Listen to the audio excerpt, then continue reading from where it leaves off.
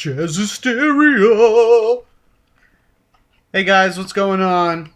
It's your buddy Ash, and I've got Jazz here with me. What's going on, Jazz? Nothing much. Yeah, what are we talking about today?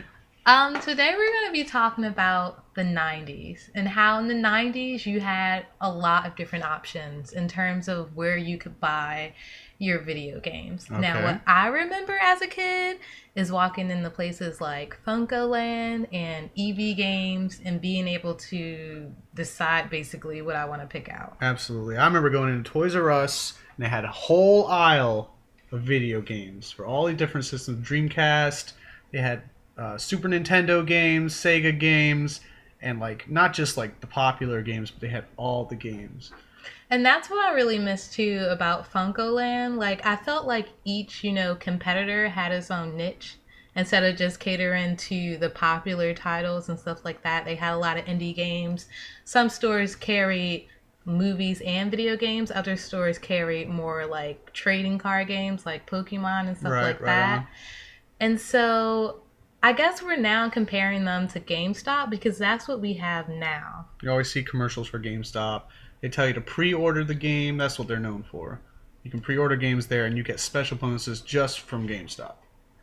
So I guess my question would be to you is do you prefer that as one major retailer or would you prefer that it went back to the old system of a lot of little competitors competing? Do you think we would have better products? Do you think the service would be better? Well, I think you could go into any major retailer today and get the new game that's coming out. You can go to Walmart, Yeah. Target, you could go to GameStop if you wanted to.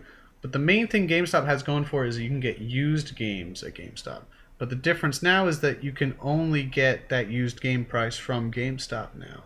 Is that true? Can you not sell your game? What about GameFly? Is that something or is that just like a GameFly is for renting? renting games Oh. and stuff. But you can't It's kind sell of your like the games on Netflix there. of games. I right? guess you could sell it on eBay, but Mhm. I mean, These are on. We're talking about going to the store, actually. so they're the Buying only used people games. that you can sell your game to nowadays. Well, you can go to some independent retailers. Like we went downtown Houston, remember, and we found that Oh, game yeah. store. But But that then catered again, to all the NES, and we had to drive way out our way. Remember? yeah, and then they have their set price for that stuff too. Also, do you remember Hollywood Games at all?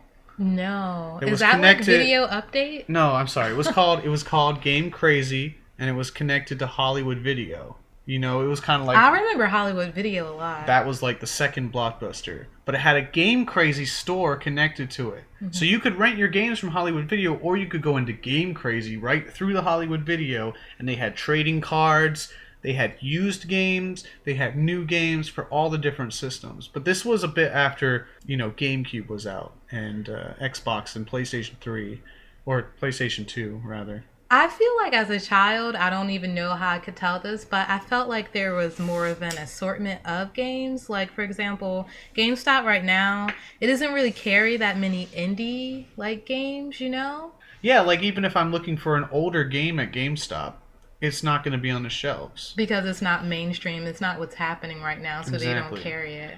Also, I think one of the major things nowadays is Steam and, like the indie bundle packs you can get online. You can download a bunch of games from the internet and Do pay you special think- prices. That is what is eventually going to happen to GameStop because okay, there used to be all these different competitors, EB Games, FuncoLand, all that good stuff. I think it was what's it called, Badges or something like I that. don't know what that is. Baddage. I never had one of those stores in my area, have no but they idea. were somewhere in the States. Okay. And now it's only GameStop. And we've been hearing on the news, like GameStop has been having some trouble. Some of their stocks are failing, things like that.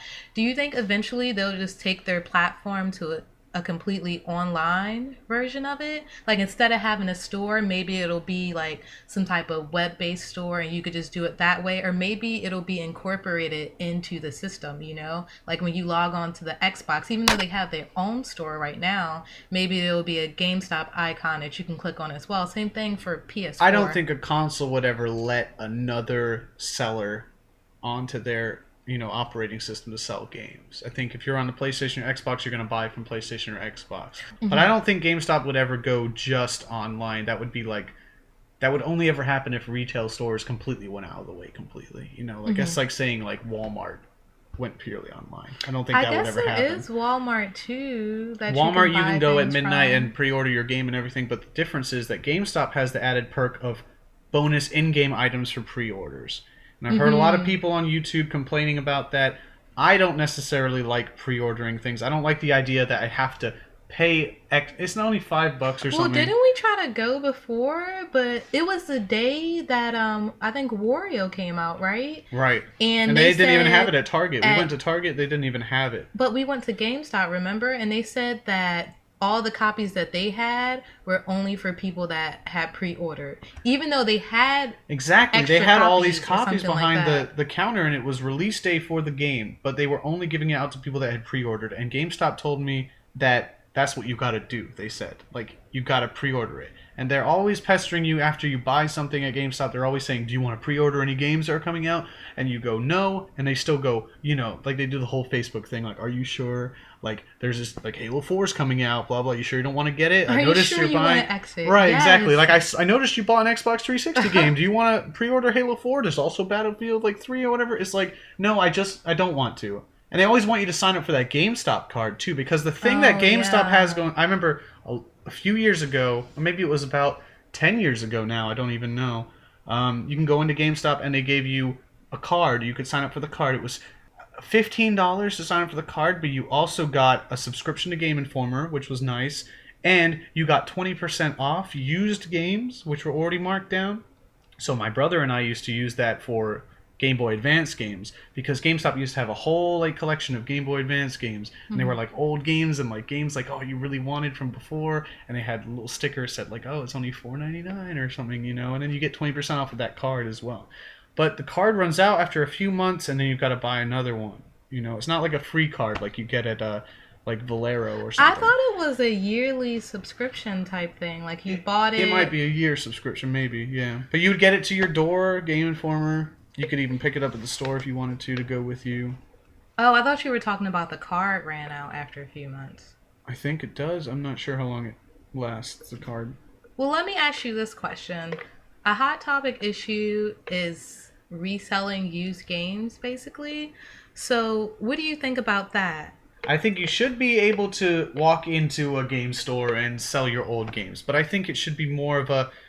I guess it would be more enjoyable if there was more like mom and pop stores, you know, that you could sell your games to. Because if you go to GameStop, they'll tell you, oh, you've got this old Nintendo 64 game, we'll give you like 11 cents for it. Or instead of 11 cents, we'll give you like $2 store credit. And you're just like, I have this really old Nintendo 64 game that's actually really like nostalgic for a lot of people. I could probably get more for it online. Like a or collector something would like pay that. you money for it. But I'm talking about more like the modern games. Like literally, you can open up a $60 game and then you bring it back the next day or maybe a week later, and they offer you like $5 for it. I went into GameStop. I wanted to get Battlefield 3. I was a bit strapped for cash at that point. So I said, you know what? I'm going to bring in a bunch of my Xbox games I'm done playing with that I probably won't play anymore. About how many did you have? I had 11 games. And about 2 of them didn't have cases for them. So they were just loose discs. Yeah. One of them was Resident Evil 5, sorry, for the Xbox 360. And it was just a really good game I enjoy. And I paid $60 for it. I paid $60 for all the games. Another one was the Banjo-Kazooie game on the Xbox 360 that wasn't even up to my expectations at all. And I turned in all 11 games for about $26. But on the bright side, I suppose, it was the day that Battlefield 3 had come out, and he said, lucky for you, someone's already returned the game because they said they didn't like it. I can give that game to you for like, $35. So I had to pay $10 to get Battlefield 3. Do they have the ability to haggle there? Not really, no. Because GameStop people will be like, sorry, like that's all I can do, you know. I can give you games credit, but then they say I can only do this for you if you have a card, right? With the Game Informer subscription they probably and get everything. some type of incentive or something like that, like if you sign up for a card. Right, and they do this whole thing where they say like you aren't guaranteed a copy of the game unless you pre-order. I know like some people are upset because when you do sell back a game, the the original publishers and people that developed it and stuff like that and put all their hard work into They it don't don't get a get cut at all. a percentage of that. Right. But I feel like I personally don't have a problem with that because at some point they did make their money for that copy of the game. They probably made the full And amount. that's, I feel like, the same thing that the Xbox One was trying to do. It was trying to charge someone basically for letting like your friend borrow it, and then they changed it to, well, you can have a couple of people in your Xbox One family and you're not going to get charged to, you know, give them the game. Which is ridiculous because I think that gaming is supposed to be something that's shared, you know. Games are always meant to be a social thing, whether it's a single player game or not, you know. But like at what cost though, you know? I mean, in reality, you should be able to just hand your friend the disc and he Because should be able to that's put it on his what console. a lot of PC games do, you know? When you try to upload it to a different computer, it says, no, this has already been installed, you know, on one computer. Right. Same with iTunes. Yeah. They do that a lot too, and it always frustrated me that you couldn't use the same iTunes account on more than one computer. And you're like, well, don't you expect people to have multiple computers, you know? Or don't you expect people to share games? I don't know. It's kind of like when my brother used to tell me, like, no, you can't play my game. Like, get your own. It's kind of like, why would I get my own like version if you have one that you're willing to share? You know, exactly. So if your friend next door has a copy of the game, you should be able to go over and borrow it, you know? Like, I don't have to go over and annoy his family and play on his console. I have one next door. So, in the end, do you like, you know, just one retailer to rule us all? I mean, there is Walmart, but I mean, really the place that is specifically for games. Well, I think you are kind of forced into one of those places unless you want to buy from eBay or you want to wait for it to ship to your house from Amazon or any other site like that. If you really want instant satisfaction on buying your game, you have to go to one of those places: Walmart, Target, GameStop. GameStop's really like the only game store left, if you think about it. I think there's one that opened up in our mall. That's like a used game place, but even there I couldn't find the game I was looking for. I guess for something really specific, you just gotta go on eBay and look for it, or you luck up and look on Craigslist or something like that. You know, Steam has a lot of sales, you know, for PC games, and there's a lot of sales. I even think there's a website called Green Man Gaming where you can buy games at a discount a lot. But if you go into GameStop, you're not really getting any of those discounts. The person that sold that Battlefield 3 back probably got $10 for it. I just like really miss the digging through bins, you know, and not knowing what I was going to find, because I feel like everything today is like the title that came out this month and everything that's popular this year and the games that sold well. But like before, they just had everything everywhere, you know, like even if it was like not a shitty game, but it didn't have the best sales, but maybe it was good, they just kept everything and they put a clearance sticker on it.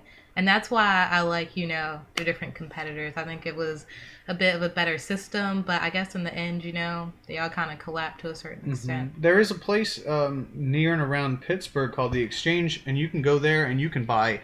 They have every Sega Genesis game. They have Sega Genesis consoles. They've got Dreamcast games. They've got Xbox 360s that have been refurbished. They will buy your broken Xbox as long as it's not an unrecoverable one like mine was. But they also have CDs, you know, for like $5. They got everything in there. So places like that do exist, but you have to find them. But I remember what was big back when I was younger, growing up with video games like N64. My brother and I would go to Blockbuster. And I really do miss Blockbuster as a thing because we used to go there all the time. And I remember we rented The Legend of Zelda Ocarina of Time. My brother said, dude, I heard this game's amazing. I said, I don't know what this is. And we rented it 3 times.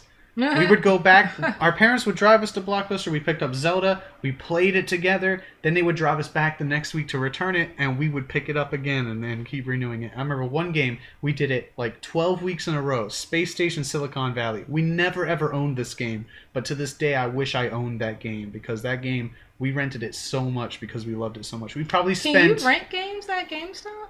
No, you cannot. But you can do it at Redbox now. You can do it at Redbox, yeah. And you have to pay per day, pretty much, for that. Whereas at Blockbuster, you paid like, what was it, $3 or $5, maybe $6 for like a couple of days or something like that. I think you got it for a whole week. At least you didn't have to worry about rewinding it. Yeah, we would always get stuck with those fees because we would just slap it in the box. Yeah, for sure. For VHSs, yeah. Yeah. That's cool. But yeah, I remember renting games was something I very much enjoyed. But now I think you can only do it with GameFly, and that has to you have to wait for that to come to your house. You know. Yeah, it's kind of like Um, Netflix if now. you don't want to wait for a game to come to your house, you've got to go and buy it, and you have to go to GameStop or you have to go to Walmart or Target or not the grocery store, but there are stores that sell games, but GameStop seems to be the only just games store. So basically, we want to know what you guys think, right? We do. We want to know. Do you remember FuncoLand? First of all, I Do you remember. remember EB Games? EB Games is more recent in memory though, because I remember there was one just a few years ago in my mall. They held out a bit They longer did hold, than but I anyone remember else. they were also trying to give 11 cents for that game. I know I said GameStop earlier, but EB Games They're all money hungry. was also trying to do it. Okay, guys, that's gonna do it for us. You got anything else to add, Jazz? I hope you guys really like the cupcakes again. Let us know. Are there any game stores left in your area that's not GameStop? Do you like them better? Do you just not care? Again, for you guys that are overseas, is it a bit more of a competition over there? Or is it basically one store to rule them all? Or do you just buy your games online? Let us know in the comments. We'll see you guys next time. I'm Ash. I'm Jazz. Later, guys.